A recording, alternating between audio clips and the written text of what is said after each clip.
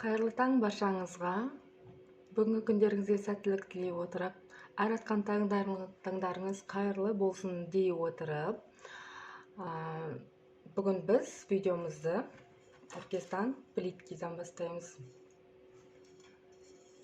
Так, мен алдыңғы видеомда бүгін менің, получается, для похудения арналған батты ішіп қабылдап жүргеніме 10-шы күн деп айтқанмын. Әрине мен оның результатымен және ол қандай не екенін көрсететін боламын.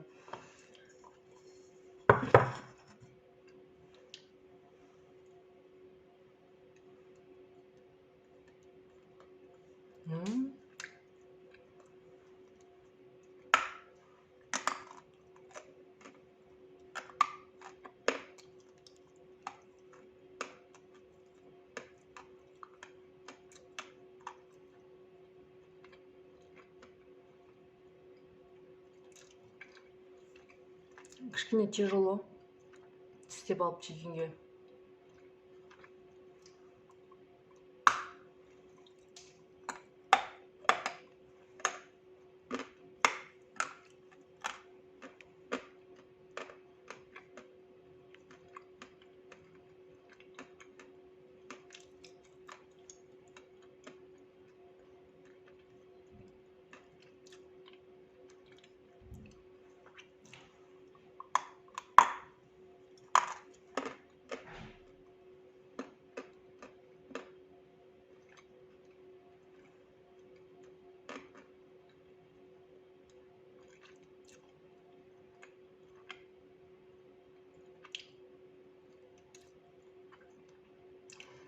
Потом, чем борға қарағанда кезекті тістеп жеу егер жұтатын болсаңыз, жұту өте кішкене долгий процесс болады, потому что олар көп шайнап жеу керек, и потом обязательно олар залипаться етеді.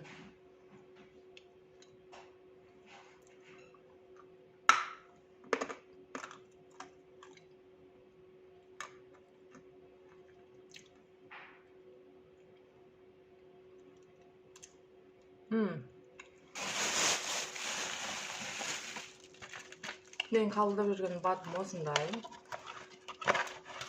Тибет косметикалар сататын жерлерден алдым. Именно тибетский магазин получается. Спирулина SO деп аталады. Оригинал. Бағасы примерно 3,5 теңге тұрады. И қасына именно осындай водорослилер қосып береді. Күніне, получается, таңертең кешке түсте 2 таблеткадан, а мынаны таңертең аш қарынға 1 таблетка ішу керек. Результаты прям керемет. Получается, мен уже 10 күннің ішінде 4-5 килодай тастадым. Объемдарым уже жақсы кетті. Кәдімгі мына жерлерім кішкене салбырап тұратын, и олар да кәдімгідей жоқ болды. И потом бұл дәрінің, бұл менің баттың, получается, бір ерекшелігі, негізі көп айтып атады, көмектеспейді басқа деп. Нет, көмектеседі, просто надо правильно использовать. Бетке де жақсы әсер етеді. Беттің кожасын жақсартып, шаштың нелерін жақсартып деген сияқты. Менің шашыма мән бермей қойыңыздар, ол после просто душтан кейінгі шаш. Не знаю, маған көмектесті. И потом энергиям прям тасып жүреді, будто сен энергетик ішіп алған сияқты. Шаршамайсың. И кешке обязательно прям вовремя ұйықтайсың. И таңертең, білмеймін, қалай получаться етеді, уже 7:30-да тұрып аласың. Не знаю.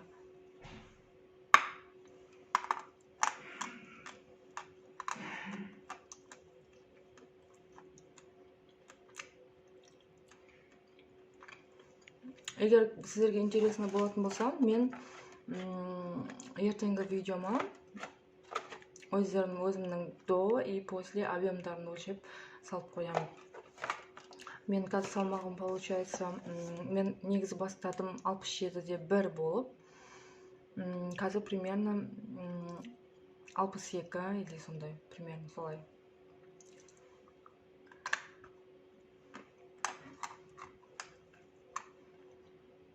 Мне кажется, бұл жақсы результат.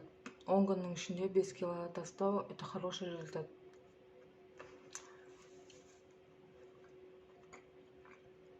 А менің қалайтын весім ол 55. Поэтому еще надо работать. Әлі бізде 26 күн бар. Получается, мынау бізде аппетит басып, жаңағы тамақ жей бергім келмейді да. Получается, по чуть-чуть уже все, уже организм тояды. И жаңағыдай бодрость көбейтіп, энергетикаңды арттырып, и түнде жақсы ұйықтауыңа көмектесетін болса, мынау именно жаңағы ішіндегі токсиндер, шлактар, соларды шығаруға көмектеседі. Бұл жерде фишка күніне 2 литр, либо 2,5 литр су ішу керек. Сол кезде хороший результат болады. Мен прям көзім жетті оған. Біз мынандай дәрілерді или басқалар алып алады да, ол физо-шай болсын, или басқа да турбослимдер болсын, алып алады да, и потом ой, көмектеспейді туда-сюда дейді. Но на самом деле көмектеседі. Адам негізі без этого күніне 2 литр, 2,5 литр су ішу керек. Сондықтан да көмектеседі. Просто надо правильно воспользоваться. Айтқым келеді.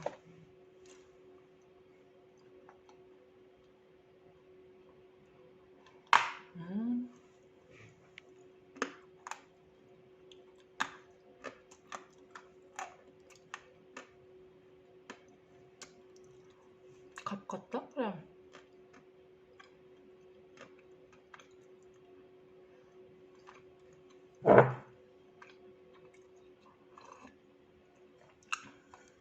Прям ауыр тістеледі.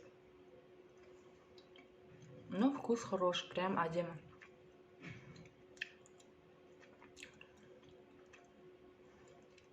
Келесі видеомда топырақ бор, жүрден арыла жүрген, арылғысы келетін жандар болатын болса, мен оларға айта аламын қалай болатынын.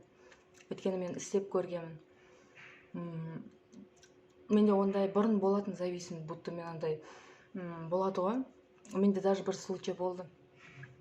Өзімнің қалтамда запраизм ғана бар, получается, автобусға төлейтін 90 теңгем бар. И прям хочется топырақ жегім келіп тұр да. И магазинге бардым, как раз топырақ бар екен. И потом алдым.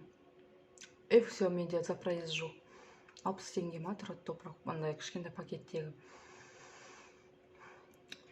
Менде до такой степени сондай зависимость болған.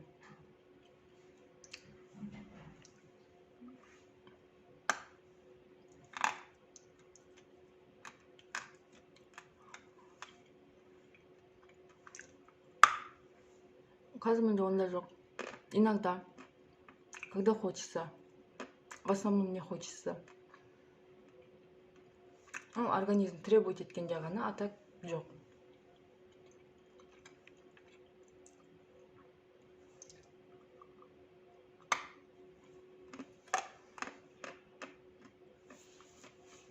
Бұл да бір зависимостьтің түрі ғой. Бұл да тоже негізі қанша укол сал, или там жаңағы таблетки принимать ет. Негізі психологический болезнь бұл негізі психологический болезнь. Адам басынан да.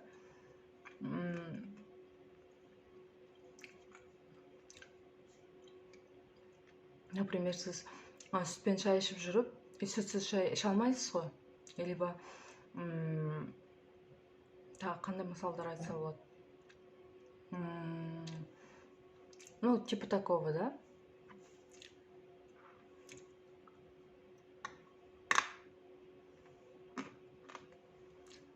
Бірақ мен білем, қалай оның жоғын изоляция ету керек екен.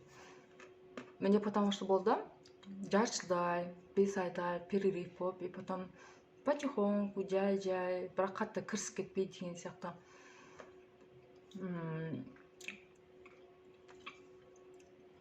Сол үшін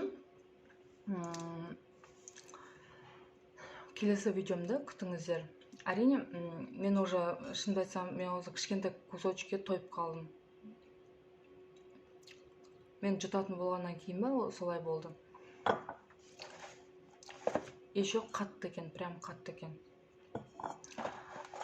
келесі видеомда мен осы дәрі арқылы қанша талия болды, қанша не болды, объемдарымды, килограммдарымды бүкілін сіздерге көрсететін боламын. Сау саламатта болыңыздар. Менімен болғандарыңызға көптен көп рахмет.